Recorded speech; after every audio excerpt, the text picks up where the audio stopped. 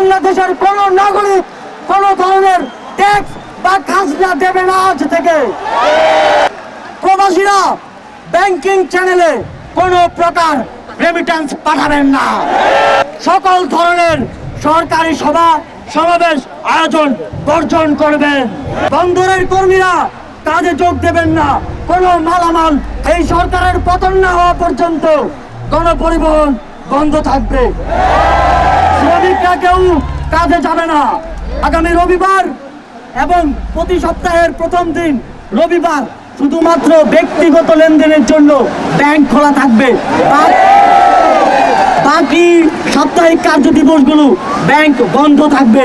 Police সদস্যরা routine duty ব্যতীত কোনো ধরনের protocol duty, riot duty, protest duty পালন করবে না। শুধুমাত্র পুলিশ নিয়মিত থানার রুটিন ওয়ার্ক পালন করবে। বিজিবি ও নৌবাহিনী ব্যতীত অন্য বাহিনী ক্যান্টনমেন্টের বাইরে ডিউটি পালন করবে না। কোনো প্রকার অফশোর ট্রানজ্যাকশন চলবে না।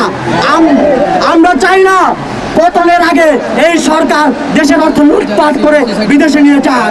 বিলাস দ্রব্যের দোকান, শোরুম, মার্কেট সবকিছু অনির্দিষ্টকালের জন্য বন্ধ থাকবে।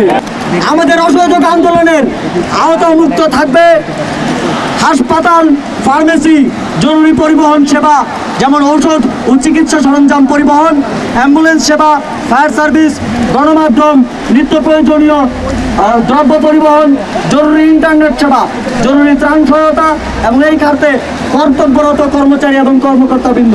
নিত্য প্রয়োজনীয় দ্রব্যের দোকানপাট শুধুমাত্র বেলা 11টা থেকে দুপুর 1টা পর্যন্ত খোলা থাকবে।